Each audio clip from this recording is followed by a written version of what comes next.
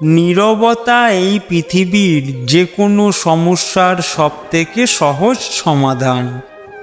পরিস্থিতি যেমনই হোক, চুপ থাকার চেষ্টা করো।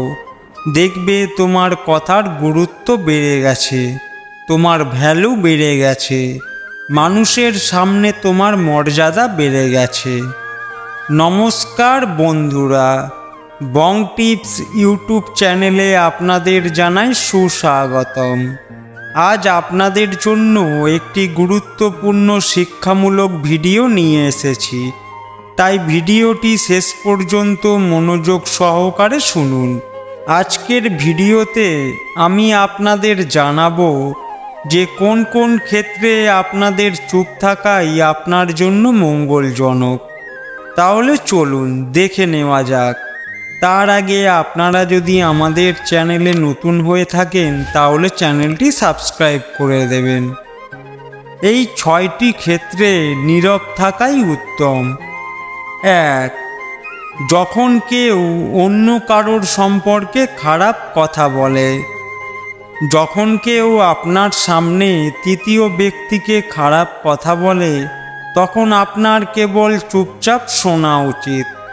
এমন পরিস্থিতিতে আপনার মতামত প্রকাশ করবেন না, কারণ যে আজ আপনার সামনে তৃতীয় ব্যক্তিকে খারাপ কথা বলছে, সে আগামীকাল অন্য কারোর সামনে আপনাকেও খারাপ কথা বলতে পারে যদি আপনি কিছু বলেন।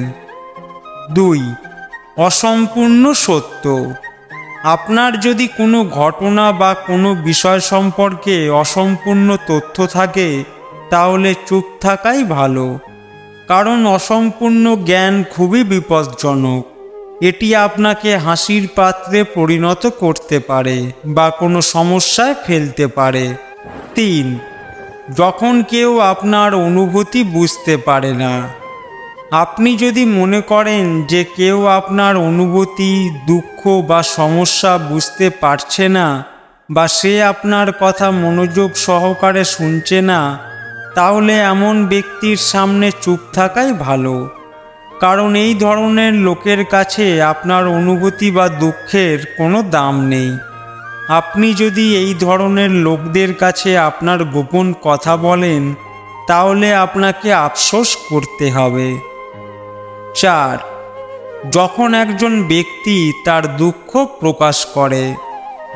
একজন ব্যক্তি যদি তার দুঃখ বা সমস্যা সম্পর্কে আপনাকে জানায়, তার মানে সে আপনাকে তার নিজের বলে মনে করছে। এমন অবস্থায় তাকে তাৎক্ষণিক সমাধান না বলে চুপ করে তার কষ্ট বা সমস্যার কথা শুনুন।